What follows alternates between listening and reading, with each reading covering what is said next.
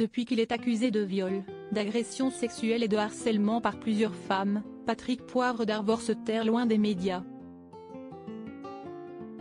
Les faits qui lui sont reprochés auraient eu lieu pour la plupart dans son bureau de TF1, à l'époque où il présentait le JT.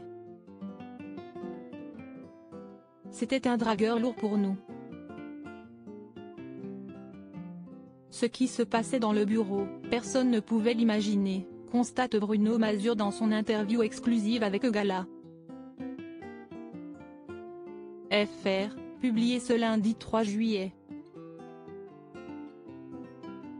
Si son ancien collègue de la Une ne s'avance pas davantage au sujet de son comportement avec les jeunes femmes, l'ancien présentateur de TF1 n'hésite pas à dénoncer une crasse que son confrère lui a faite au début des années 1990. À l'époque, Bruno Mazur officie sur France 2 tandis que Patrick Poivre d'Arvor présente le 20h sur TF1. Le futur chroniqueur de Michel Drucker est invité dans la toute nouvelle émission de Mireille Dumas, intitulée Bas les masques sur la 2. Le principe, amener l'invité à évoquer des sujets intimes devant la caméra. L'animatrice arrive à ses fins avec Bruno Mazur, lui arrachant la vérité sur son orientation sexuelle. « J'ai toujours été bisexuel et ça n'a jamais posé problème à mes partenaires et mes proches », avoue-t-il. Elle m'avait bien baisé. Elle savait ce qu'elle faisait. C'était un piège dès le départ, s'énerve-t-il encore aujourd'hui. Et de dénoncer le sale coup de son collègue. D'ailleurs, PPDA n'avait pas été sympa du tout non plus. À la fin de son JT, il avait fait de la pub pour l'émission en sachant très bien ce qu'il y avait dedans. Avec un œil vicieux, ne manquez pas les confidences de mon ami Bruno Mazur. Supérieur à Léa Salamé, Pascal Praud, Anne-Sophie Lapix. Découvrez les journalistes quand ils étaient plus jeunes. Le coming out forcé de Bruno Mazur a-t-il impacté sa vie? S'il n'est pas dupe du vice de Patrick Poivre d'Arvor à son égard, Bruno Mazur n'a jamais pardonné à Mireille Dumas de l'avoir forcé à faire son coming out.